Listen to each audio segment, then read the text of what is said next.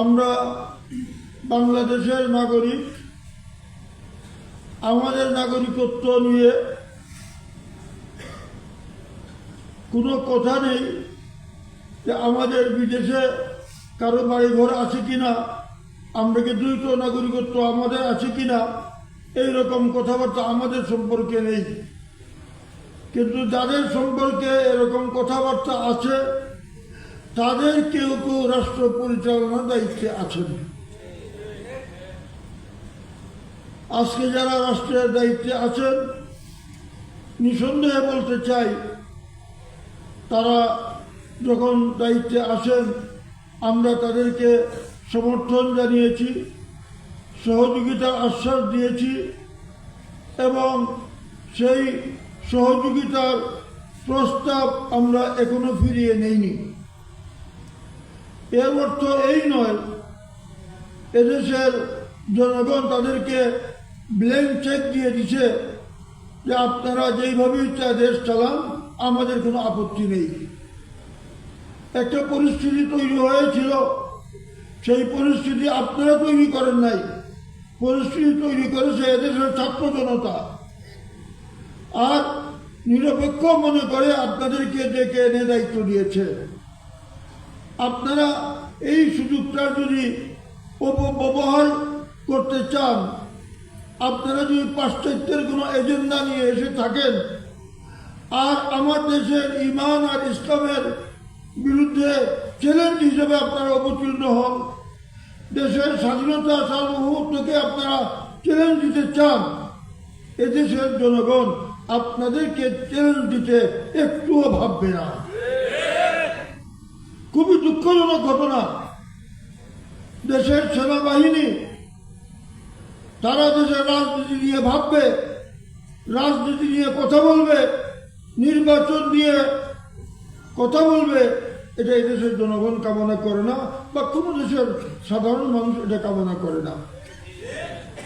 আজকে কেন কেন্দ্রমন্ত্রী বলে দেওয়া হলো ডিসেম্বরের মধ্যে নির্বাচন হওয়া উচিত আর জানুয়ারির মধ্যে ক্ষমতা হস্তান্তর প্রয়োজন, এই কথা কেন আসলো? এর জন্য যারা এই কথা বলেছে তারা যতটুকু দায়ী, তার থেকে বেশি দায়ী এই কথা বলার সুযোগ যারা করে দিয়েছেন।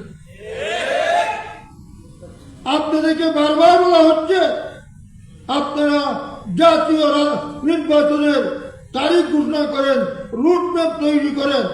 আপনারা একটাই পাইছেন, সংস্কার সংস্কার। আজকে দেশে বড় বড় রাজনৈতিক দল দাবি করছে যে আপনার সংস্কার চলমান জিনিস, সংস্কার 10 বছর ক্ষমতায় থাকলেও সংস্কার শেষ হবে না। তাই বলে কি 10 বছর 5 বছর চলতে থাকবে?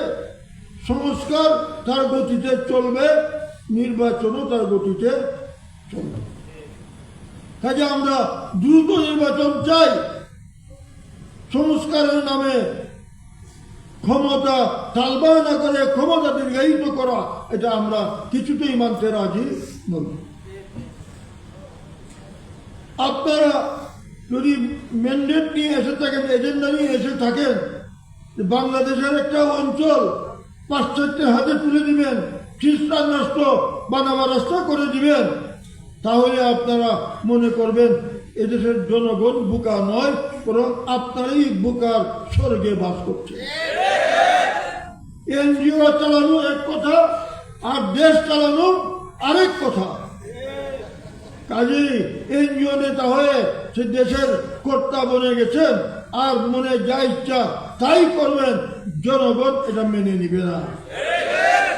শেখ হাসিনার মতো শক্তি, আওয়ামী লীগের মতো শক্তি আপনারা নিয়ে ক্ষমতায় আসেননি, সেই শক্তি আপনারা অর্জন করতে পারেননি, তারাও এই দেশে থাকতে পারেনি। আমরা চাই না তাদের দশা আপনাদের হোক, আমরা চাই আপনারা সুসম্মানে যান আর এই দেশের মানুষের পালস বুঝেন, মানুষ কি চায়। কাজে আপনারা ইসলামের বিরুদ্ধে এজেন্ডা নিয়ে আসবেন, কি সুন্দর কথা বলে দিয়েছেন। যেদিন নারী সংস্কার কমিশন তার রিপোর্ট জমা দিয়েছে, এই দিন উনি বলে দিয়েছেন যে দ্রুত এটা বাস্তবায়ন করা দরকার। তার মানে সময় তো আর বেশি নাই। এর মধ্যেই এইভাবে ইসলাম বিরোধী যে ধারা উপধারাগুলি আছে এইগুলি বাস্তবায়ন করে ফেলতে হবে। আমরা রাজনীতি করে আসছি, আমরা রাজনীতির গতি প্রকৃতি আমরা বুঝি, কোন দিকে যাচ্ছে আমরা ফ্রি স্টাইলে দেশকে নিয়ে যাওয়ার সুযোগ করে দিব না। আমরা লড়েছি, আমরা জেলে গিয়েছি, আমাদের ভাইয়েরা গুলি খেয়েছে, আমাদের অতীতের লোকেরা শাহাদত বরণ করেছেন, আমাদের সামনে এইসব আছে। আমরা সেই ধারা রাজনীতি করি, আমরা গুলি খাইতে প্রস্তুত, জেলে দিতে প্রস্তুত, দরকার হলে শাহাদতের পথ বেছে নিতেও আমরা প্রস্তুত। এরপরে আজকের সম্মেলন সম্পর্কে আমার ছাত্র ভাইদের উদ্দেশ্যে দিয়ে একটা কথা বলবো। এই যে আজকে আমাদের সামনে পরিস্থিতি, এই পরিস্থিতি আগামীতে আরো কঠিন পরিস্থিতি আসতে পারে। আমাদেরকে লড়তে হবে, আজকে যেমন লড়তে হবে, আগামী দিনেও আরো কঠিন পরিস্থিতি আসলেও লড়তে হবে। আপনার সামনে ভোগ বিলাসিতার প্রস্তাব আসবে, আপনার সামনে ডর ভয় দেখানো হবে, নানান প্রতিকূল পরিস্থিতির সৃষ্টি হবে। এই পরিস্থিতিতে টিকে থাকার জন্য উপযুক্ত নেতৃত্ব গড়ে তুলতে হবে। উবাইদুল্লাহ ফারুক সাহেব, মঞ্জুরুল ইসলাম আফিন্দি সাহেব, বাহাউদ্দিন জাকারিয়া সাহেব, ওনারা আজীবন থাকবেন না, দায়িত্ব আপনাদেরকে নিতে হবে। কাজেই এই দায়িত্বের যোগ্যতা আপনাদেরকে অর্জন করতে হবে। এর জন্য প্রথম হলো আজকের ছাত্র সংগঠন। এই ছাত্র সংগঠনকে সুন্দর এবং শৃঙ্খলার সঙ্গে চলতে দিতে হবে। আমরা কেউ যেন দায়িত্বে আসার জন্য তাড়াহুড়া না করি, এইটাই সবচেয়ে বড় বিপদ। আমরা সব হইল তাড়াহুড়া করি, দায়িত্ব এবং ক্ষমতা পাওয়ার জন্য যেন তাড়াহুড়া আমরা না করি। এবং একটা সংগঠনে কাজে কর্মে একজনের একটা পছন্দ হয়, আরেকজনের একটা পছন্দ হয় না, এইগুলি স্বাভাবিক। এর জন্য দলের ভিতরে কোনো বিশৃঙ্খলা সৃষ্টি করা, দলের মধ্যে কুণ্ডল সৃষ্টি করা, দায়িত্ব পরিবর্তনের জন্য, দায়িত্বে যাওয়ার জন্য গ্রুপিং লবিং করা, এটা কিছুতেই কাম্য হতে পারে না। আপনি হয়তো মনে করবেন যে আমি যে তৎপরতা চালাচ্ছি এটা তো গোপন তৎপরতা, এটা তো আমার সাথী ভাইরা হয়তো জানে না, মুরব্বীরা হয়তো জানেন না, কিন্তু কোনো না কোনোভাবে এটা মুরব্বীদের কাছে চলে যায়। আপনি মনে করবেন আপনার জীবনের একটা ঘটনা, আপনার জীবনে একটা তৎপরতা সারা জীবন আপনার পদোন্নতির জন্য বাধা হয়ে দাঁড়াতে পারে। এই জন্য মুরব্বীরা যা ভালো মনে করবেন সেটাই করবেন। এর আগেই এখানে ওইখানে দৌড়ঝাঁপ করা সংগঠনের শৃঙ্খলা পরিপন্থী, সংগঠনের জন্য ক্ষতিকারক। আমরা চাই আপনারা আদর্শ নাগরিক হন, আপনার প্রশিক্ষণপ্রাপ্ত নেতৃত্ব আপনাদের দ্বারা সৃষ্টি হোক, এটা আমরা চাই সুন্দরভাবে, যাতে আগামী দিনে আপনারা সংগঠনের দায়িত্ব নিতে পারেন। আর আল্লাহ যদি কবুল করে এদেশে ইসলামী রাষ্ট্রের যদি সুবাতাস আসে, যাতে আপনারা তার নেতৃত্ব, তার দায়িত্ব হাতে নিতে পারেন, যাতে দক্ষতার সঙ্গে আপনারা দেশ চালাইতে পারেন।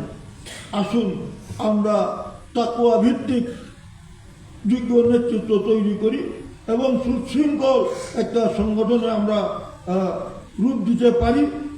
বিশেষ করে আজকে ফেসবুক, আপনার হাতে ছুরি থাকলেই যেমন আরেকজনের পেটে আপনি মেরে দিতে পারেন না, বন্দুক থাকলেই আরেকজনের মাথায় গুলি করে দিতে পারেন না।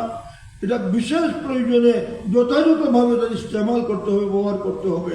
ঠিক এইভাবে ফেসবুক আপনার কাছে আছে, আপনার হাতে আছে, না আমি ভাষা জানি, না আমি তার ইস্তেলাহাত পরিভাষা জানি, না আরেকজনের মান সম্মান সম্পর্কে জানি, বসলাম আর বুতাম টিপতে থাকলাম আর লিখতে শুরু করলাম, এটা হইতে পারে না। মোবাইল আপনার হাতে আছে বলেই আপনি মোবাইলে যা ইচ্ছা লিখবেন, আপনার নেতার বিরুদ্ধে, আপনার মূল সংগঠনের নেতার বিরুদ্ধে, ওই বলবেন পকেট সংগঠন, ওই বলবেন যে এইটা অপরিণামদর্শী সংগঠন, এইরকম লেখালেখি ফেসবুকে এটা কাম্য নয়। আলহামদুলিল্লাহ এখন এই কয়েক বছরে আমি লক্ষ্য করছি যে অনেকটা কমে গেছে। আমাদের বড়রা হোক, যুব জমিয়ত হোক, ছাত্র জমিয়ত হোক, অনেক দেখছি সংযত হয়ে গেছেন। এখন এইভাবে তো লেখালেখি করেন না। আপনার এই লেখালেখির দ্বারা কোনো কিছু হবে না। দলের দুর্নাম হওয়া ছাড়া, দলের ক্ষতি হওয়া ছাড়া, বিশৃঙ্খলা হওয়া ছাড়া, আপনার জীবনে একটা কালো অধ্যায় আসা ছাড়া আপনার এই ফেসবুকের লেখার দ্বারা কিছু হবে না। নাকি আমরা যেন আমাদের সে হাতটা চালাতে খুব সাবধান এবং সতর্কতার সঙ্গে আমরা হাত চালাই। কোনো উপরস্থ দায়িত্বশীলের সঙ্গে বা তার ব্যাপারে কথা বলতে আমি যেন সাবধানে কথা বলি, তাহলে দেখবেন ইনশাআল্লাহ সুন্দর একটা সংগঠন দাঁড়িয়ে যাবে। এবার আমরা জমিয়তে উলামা ইসলামের যে কেন্দ্রীয় কাউন্সিল অনুষ্ঠিত হয়ে গেল, এটা আমাদের দলের মধ্যে নয়, অন্য দলের লোকদের কাছেও প্রশংসিত হয়েছে। আমরা সম্পূর্ণ সিস্টেম ভিত্তিক করেছি। একজনও নন কাউন্সিলরকে আমরা হলে ঢুকতে দেইনি, যার পরিণতিতে এই কমিটি ঘোষণার পরে একটা লাইনও কমিটির সমালোচনা করে কেউ লেখেনি। ঠিক কিনা? আজকে ছাত্র জমিয়তের কাউন্সিল হচ্ছে, এখন কিছুক্ষণ পরে হলে আপনাদের কমিটি ঘোষণা হবে। এটা সেই কমিটি যারা ঘোষণা করবেন, যারা তৈরি করেছেন, তারাও হয়তো একেবারে স্যাটিসফাইড না, একেবারে কারেক্ট কমিটি আমি দিলাম। কিন্তু নেতাদের কাছে, মুরব্বীদের কাছে তাদের জ্ঞান অনুযায়ী, ইলম অনুযায়ী তারা যতটুকু ভালো মনে করেছেন সেই হিসাবে দায়িত্বশীল নির্বাচিত করবেন। আমরা এটাকে আমান না সাল্লাম না করে নিব। আর আমি বিশৃঙ্খলা না করে আগামী দিনে আমার সংগঠনের কাজের মাধ্যমে আমি আমার যোগ্যতা স্বাক্ষর রাখব, যাতে আগামী দিনে আমিও বঞ্চিত না হই, আমিও যাতে যথাস্থানে জায়গা করে নিতে পারি। এর জন্যে সেই আগামী কাউন্সিল পর্যন্ত আমি অপেক্ষায় থাকব। আর যদি এইরকমও হয় যে কোনো সময়ই বড় কোনো দায়িত্ব আমার আসলোই না, আর আমি ইখলাসের সঙ্গে কাজ করে গেলাম, আমার মেহনতের দ্বারা দল উপকৃত হলো, একটা ইসলামী হুকুমতের পরিবেশ সৃষ্টি হলো, আমি দুনিয়াতে পাইলাম না, আখিরাতে ইনশাআল্লাহ তার জাযা আমি পাবো। এই মানসিকতা নিয়ে যদি আমরা কাজ করতে পারি, ইনশাআল্লাহ নিজেরও লাভ হবে, দলের লাভ হবে, দেশের লাভ হবে, দিনের লাভ হবে। আল্লাহ পাক রব্বুল আলামিন আপনাদেরকে আমাদেরকে এটা বুঝে শুনে চলার তৌফিক দান করুন। আসসালামু